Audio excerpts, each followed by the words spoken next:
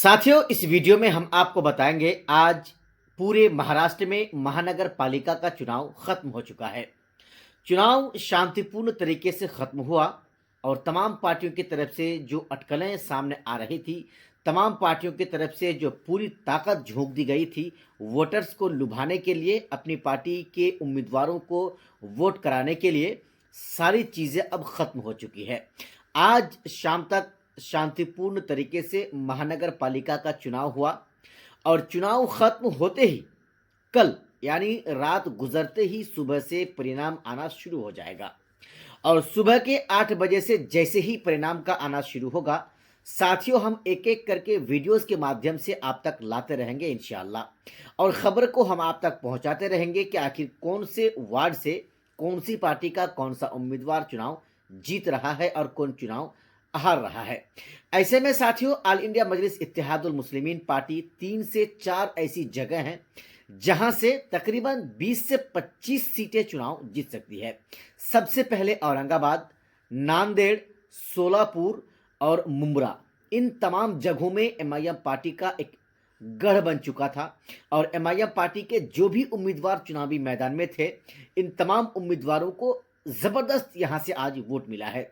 ये मैं आपको इसीलिए बता रहा हूँ कि जैसे ही चुनाव करके लोग बाहर आ रहे थे, वोटिंग करने के बाद लोग बाहर आ रहे थे वोटिंग पोल से, पोलिंग बूथ से जब बाहर आ रहे थे, तो साथियों लोगों का जो चेहरे की जो हंसी थी वो इस बात को बता रही थी कि किस तरह से लोग पतंग छाप के निशान पर वोट डाल रहे थे। साथियों, बहुत सारे लोग इस चुनाव में गलती भी किए होंगे, इसलिए कि वहां पर जहां पर ज्यादा उम्मीदवार होंगे, एक एक आदमी को 4-4 वोट डालना पड़ता है।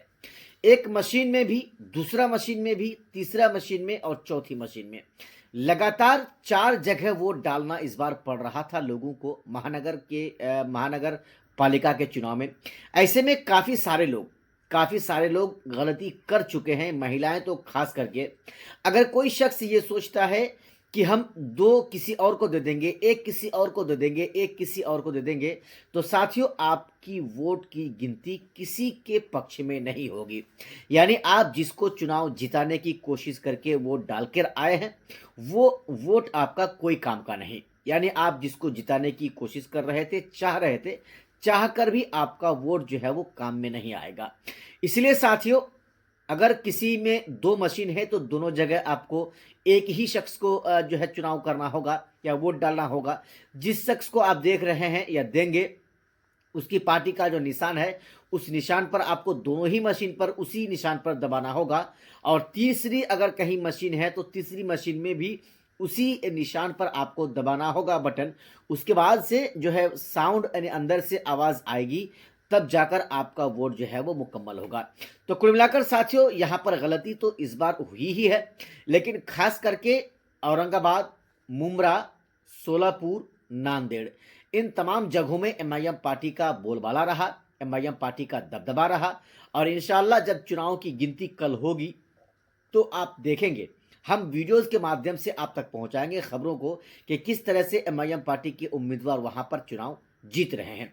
हालांकि तमाम पार्टियों की तरफ से तमाम कोशिश जो है, पूरी ताकत झोंक दी गई थी तमाम बड़ी बड़ी पार्टियों के बड़े बड़े नेताओं के द्वारा, ताकि वोटर्स को अपनी तरफ लुभाया जाए, माइल किया जाए।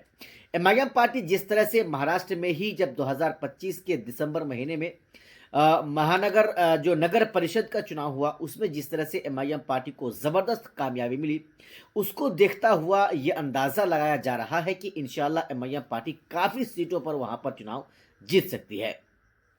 और चुनाव सिर्फ जीत ही नहीं सकती है, एमआईएम पार्टी का जो एक दबदबा है, जो पहले कायम था, वो एक बार फिर से कायम हो सकता है।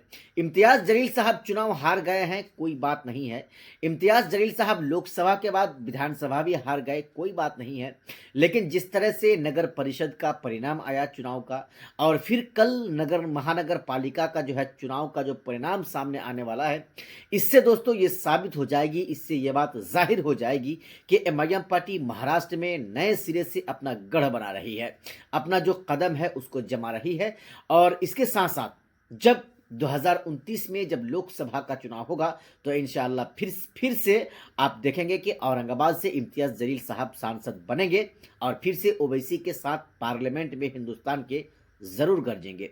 बाकी साथियों, आपको क्या लग रहा है? बस रात भर का इंतज़ार है और सुबह चुनाव के परिणाम आना 8 बजे के बाद शुरू हो जाएगा। आपको क्या लग रहा है?